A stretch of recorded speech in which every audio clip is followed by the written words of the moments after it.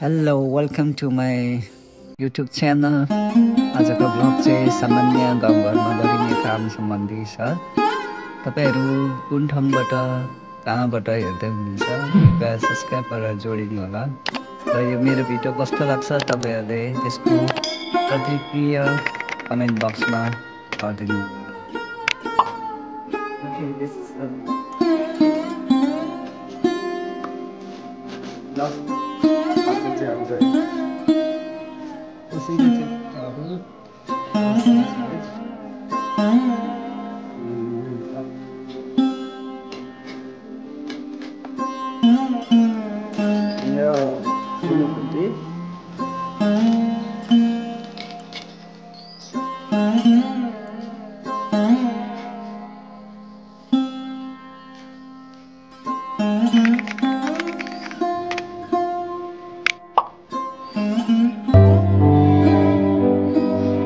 चाहिँ मेरो एउटा कुकुर छ।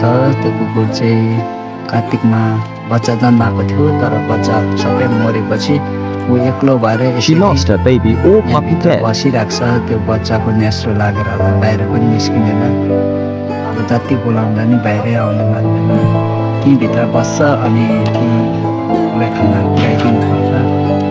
बच्चाहरू सबै मऱ्यो अनि त्यसपछि चाहिँ एक्लै भएको छ। यसरी बस्छ बिचरा। यताउतिको धान चाहिँ यो रन्जित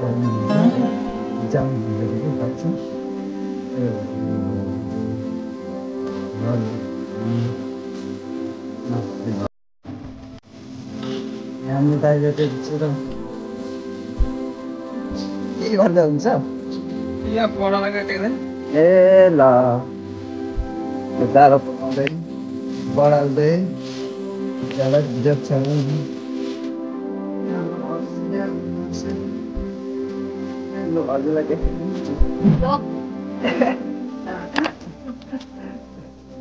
उहाँ चाहिँ अलिक बिमारी हुनुहुन्छ। उहाँको चाहिँ प्रेसरले हानेर एउटा खुट्टा र एउटा हातै नचल्ने भएको थियो। अहिले चाहिँ अलिकति दबाई पानी गरेर अलिकति यतिको पकाइ तुलाइ गर्ने, यसो बाहिरभित्र गर्ने भइसक्नु भएको छ।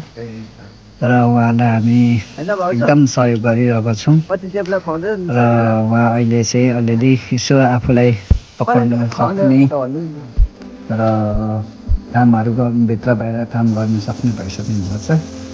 र उहाँ हेर्नु सक्नुहुन्छ, उहाँ हिँडेको चालमा नै अलिक अप्ठ्यारो छ है त।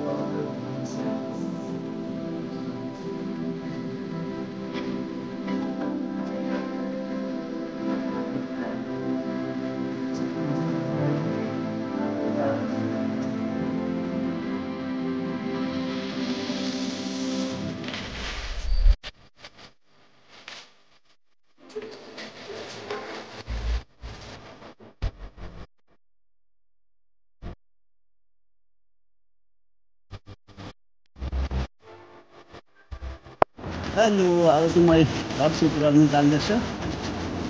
यहाँ हालेर रक्सी है फेरि हाल्नुपर्छ यहाँ। र यो चाहिँ एउटा ठेक्का छ, हाम्रो ठेक्कामा लानुपर्छ रक्सीहरू यसरी। र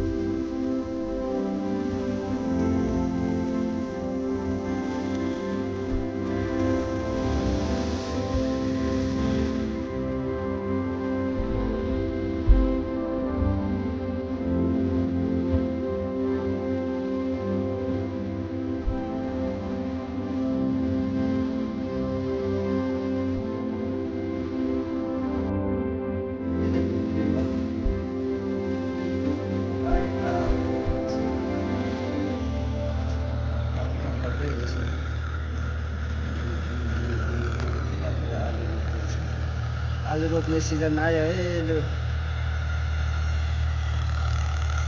मिला छक्रै हिँड्छ उहाँले चाहिँ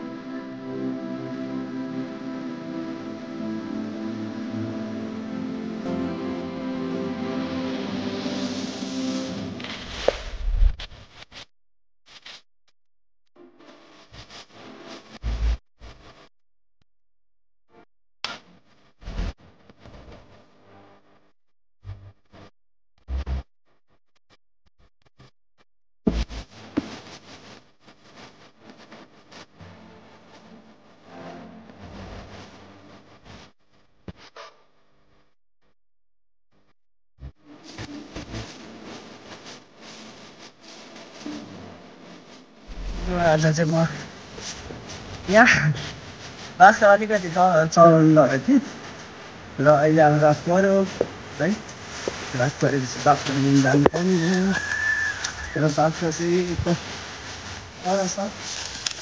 म चाहिँ बाख्रा लिनु गइरहेको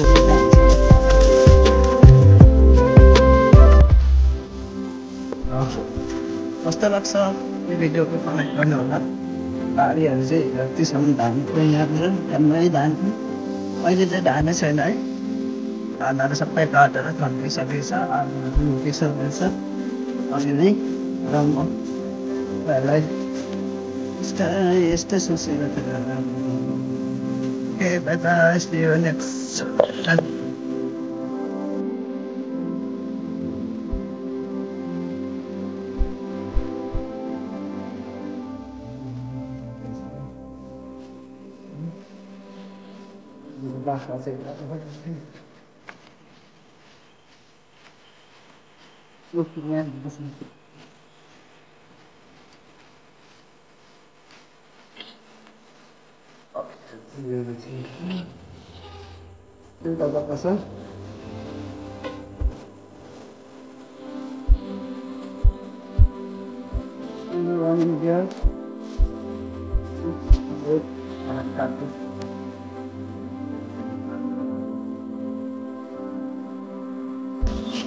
यो बाख्राहरू मिलाइयो दिँदैछ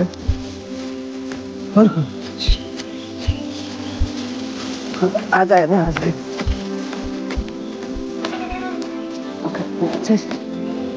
ओ त्यति